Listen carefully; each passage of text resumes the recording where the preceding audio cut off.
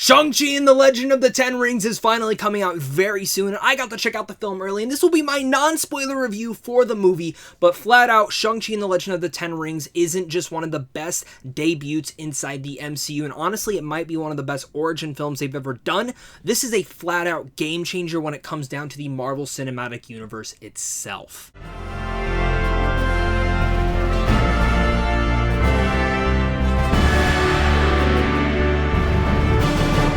What's going on, buddy? Welcome back to a brand new non-spoiler review for Shang-Chi and the Legend of the Ten Rings. Shang-Chi, of course, is the master of unarmed weaponry-based kung fu, who is now forced to confront his past after being drawn into the Ten Rings organization. It's directed by Destin Daniel Cretton, a fantastic independent director, and it also stars the likes of Simu Lee, Awkwafina, Tony Leung, Michelle Yeoh, and, of course, Ming'er Zhang. And I understand, probably messed up a couple of those names. I have a speech problem, but we're going to get right through this review and have some fun, and I can't wait to hear your guys' thoughts on this movie, so make sure to leave a comment down below. How excited are you for it? Did you get to attend one of the fan screenings, or are you still waiting for an opening night? Let's discuss it all down there, as well as making sure to hit that like and subscribe button so we can keep talking movies over here on a daily basis. I was absolutely excited for Shang-Chi and the Legend of the Ten Rings once they announced it because of Destin Cretton. I think this guy is such a phenomenal director, and each and every one of his movies has really hit me in a sensitive but soft spot that makes me excited to see what he does next, especially within a big blockbuster storytelling device inside the MCU. And the reason that I kind of named this video, and even my thesis for this entire video, is the fact that Shang-Chi and the Legend of the Ten Rings is a game changer in quite a couple of ways. One, it's really much showing one of the biggest Asian superheroes in the entire world, and now kids are going to be able to grow up and see Simu Lee on the screen and grow up with that. That same reasoning of how T'Challa was such a big thing to the African-American community, Asian community is now having this awesome hero, and that's just one big part of it all. The next part of it all that brings us to being a game changer is the fact of how this film was directed and written. Now, of course, yes, it takes place in the MCU, but almost, if you told me this wasn't a Marvel film, maybe for a couple Easter eggs here and there, and especially towards the third act and some of the stuff in the after credit scene, yes, there are 2 after credit scenes, make sure to stay after those, I would have told you this didn't feel like a Marvel film.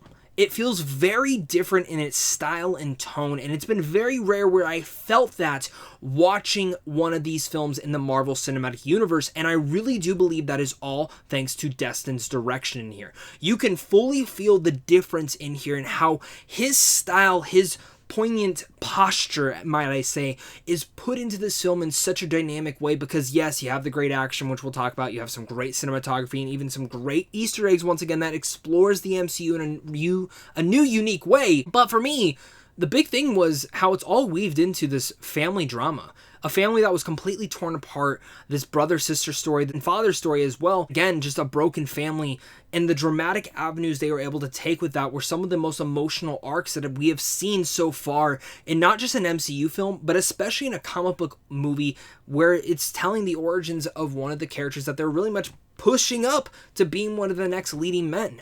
And by the end of this film, I sat there just going, I want more Shang-Chi. I want more Simu in this, like right now. I've always been a big fan of his, but he comes to play in here in so many ways. But Destin's direction is one of the big stars of this, and I love how he was able to really much show that this was a new, unique take inside the MCU. And don't get me wrong, when it gets to the third act, it definitely starts to feel a little bit more like the Marvel Cinematic Universe that we completely know. My God, once it comes down to and shows the weaving of the story, it is a different story that we have ever seen inside the Marvel Cinematic Universe, and I'm really happy to say that. That was probably the thing that truly surprised me watching this movie, was that tone in place. As you're watching the movie, the structure, the pacing, which won't be for everyone. For me, it was absolutely everything. And I loved it because it just felt different, and it became a game changer in that instance, because I hope to God, if this is what we're getting with Shang-Chi, I cannot wait to see what Chloe Zhao does with the Eternals and what we get later down the road with other Marvel films. Even speaking about that, like I mentioned, I want more Simu in this role. I want more Shang-Chi right now, and I hope to God we don't have to wait too long, because Simu is absolutely incredible in this. He is the brand new hero to cheer on for, and to just, in this world of the Avengers where you have all these high and mighty heroes and already heroes that we've spent so many years with, I can already see Simu becoming one of my favorite actors in this world. And just in general, seeing Shang-Chi become one of my favorite characters in the MCU. The development they just given to this film alone, the passion, all of that, I cannot imagine what they're going to be able to do with him later down the road. And especially some of the stuff they set up in here, it is just freaking awesome. The rest of the cast is also really good. Awkwafina, I loved her in The Farewell. I think she should have been nominated for that. In fact, probably even won. There could be an argument to be held there, but I know not everyone is a fan of her.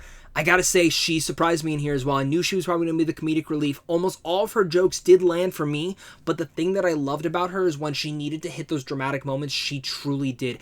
And her chemistry with Simu was just top tier. Tony Leung, I mean, he is a damn legend, and seeing that he was going to be playing the new version of the Mandarin, the real Mandarin, it was quite exciting. And for me, I actually think he becomes not just one of the best villains in the MCU, but maybe one of the best characters ever written. I think even going in there a little bit deeper without getting into spoilers, there is some emotional weight to kind of be said in there, and just watching his character progress throughout this entire movie makes me just wish that we would have gotten more of him inside the MCU already to this point. But Leung is an absolute legend, and he stole the damn show in here. He was fantastic. There's one moment in particular towards the third act where I almost had a tear in my eye. I was just sitting there like getting emotionally wrapped up inside this entire story, and I was quite impressed. Always back into that broken family drama that we truly have here right now, and it becomes again why Shang-Chi is so important and just in general really special. Shang-Chi's sister in here, absolutely badass too. I need more of her as well. This whole cast is just great, and they each and every single one of them brings something special to the table. Of course, with it being an MCU film, like I said, there are some awesome Easter eggs, especially towards the end credit scene. Seriously, stay put in your seat. You do not want to miss at least one of those. We just got so giddy seeing, okay, this is the direction we're going. I love it. Of course, in the trailers, we did see some great action set pieces, and we are all wondering, okay, is this going to come about into it all? Because when you look at some of the old Kung Fu films, you're just sitting there baffled, like, this is amazing. That's why I'm so nitpicky when it comes to action. And yeah, Shang-Chi has the best action in the entire MCU yet, at least when it comes to hand-to-hand combat. I sat there on the edge of my seat throughout every single moment. Whether it's the bus scene you see in the trailer, there's more to it, and it's freaking amazing. Whether it's the scene where he's fighting the Death Dealer, this dude, freaking awesome. And there's more moments like that throughout each and every action set piece and every sequence that just gets you on the edge of your seat where you're sitting there just wanting to jump up and cheer for Simu to kick some ass. But not even him. Tony Leung is awesome as the new version of the Mandarin, or again, the real version of the Mandarin.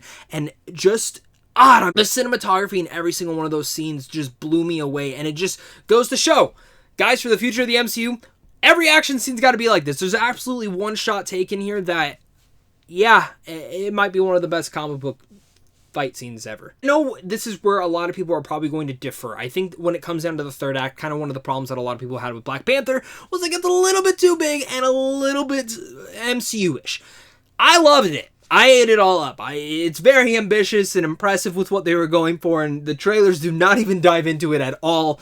It gets really wacky and weird, but I really ate it up. And I think the way that it was filmed, the way that it was shot, was quite stunning, to be completely honest. But if you came out and told me, Zach, I didn't like it, I thought it was kind of dumb, or it just didn't work for me, that whole entire third act thing, I'd get it too. That is the one part of the film where I do feel like it will defer certain people inside the story that they were trying to tell.